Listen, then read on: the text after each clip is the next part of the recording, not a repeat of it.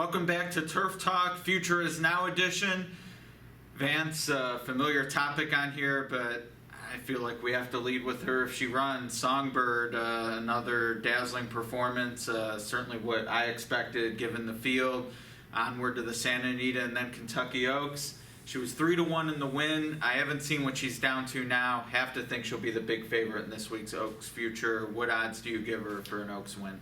Oh, it has to be even money or less at this point. I mean, the Santa Ysabel was just kind of a paid workout for her this past Saturday. Effortless, ran in a pretty good time too. So, yeah, I can't.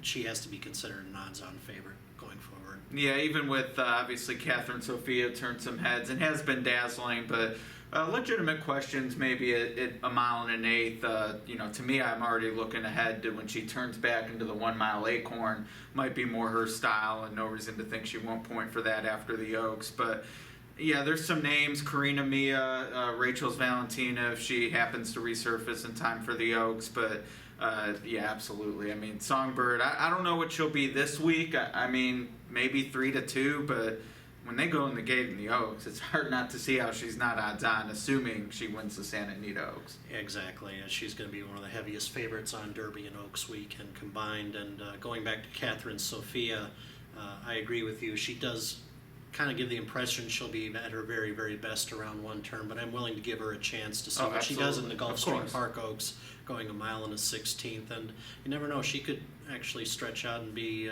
pretty good at 1 mile and an eighth herself. We'll just have to wait and see. But for now, I think Songbird's still head and shoulders above the rest of this crew. Yeah, not to put Catherine Sophia at this level, but I mean, Beholder, certainly there were some questions about whether 1 mile and an eighth would be within her scope. She's well answered those and beyond since then, but you got to give them a chance, and she's going to get it at 1 mile and a 16th and then on to Louisville, which I think a lot of people try to bill it as some sort of showdown, but to me, Songbird's just on another plane. She is, and you mentioned a couple of other fillies, Karina Mia and Rachel's Valentina.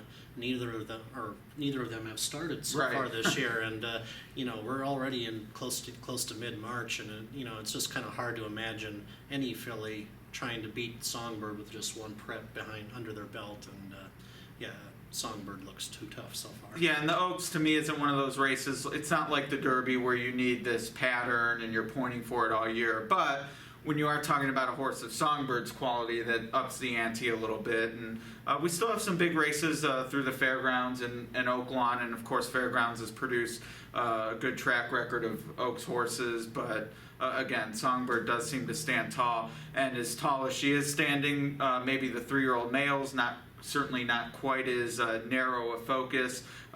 We put on Twitter the top 10 3-year-old Brisnet speed ratings of the year. Songbird doesn't have any of those. Moeman and Nyquist were both on there, but what's most interesting to me was 4 of the 9 were earned this weekend, whether it was in maiden races or allowance races. Matt King or Donegal Moon was one of those on there. Matt King Cole turned some heads on Sunday. Who's your off-the-radar Derby horse at this point? We all know Moeman and Nyquist, but it's time to shop for a price. Yeah. That's a very good point. Unfortunately, I really haven't picked out one that I kind of like that is actually off the radar. I kind of like the horses that are kind of established so far. Mohaman is my top pick for now. Nyquist, I'm anxious to see how he does in the Florida Derby, how he stretches out to 1 mile and an eighth.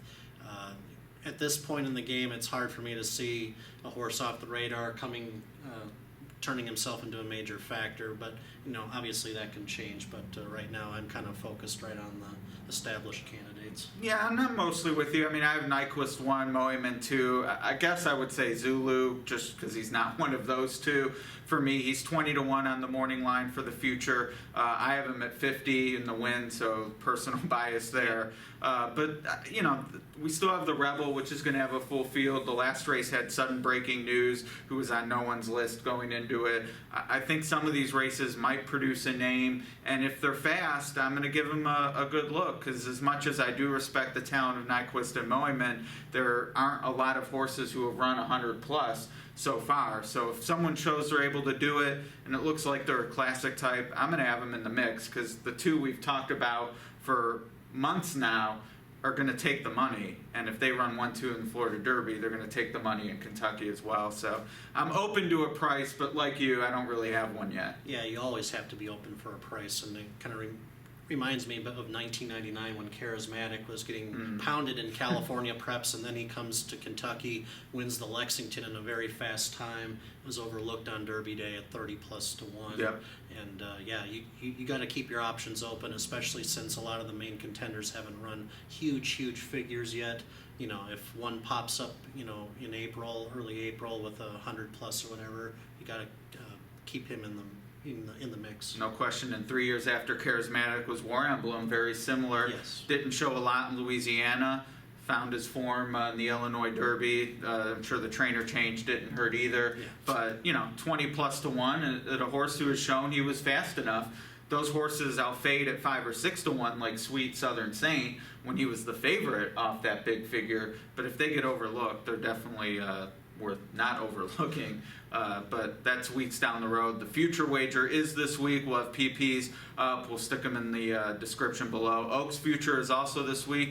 If you want to try to beat Songbird, now I guess might be the time to do it. I don't know, but it's a watch for me. It is for me too. But you know, if you guys want to take a stab at it, the price is going to be right on virtually everybody else that you can possibly think Yeah, of. if you like Catherine Sophia, now might be the time to lock her in. But at any rate, those PPs are down in the description below as well. And we'll be back next week to recap. We got the big cap and some other Derby preps. Lots going on. Mike Battaglia's last call. In the John Battaglia Memorial on Saturday, which honors his late father, and we congratulate Mike on his 40+ years of announcing at Turfway, and best of luck in his future endeavors with the track. Ditto. And we'll be back next week.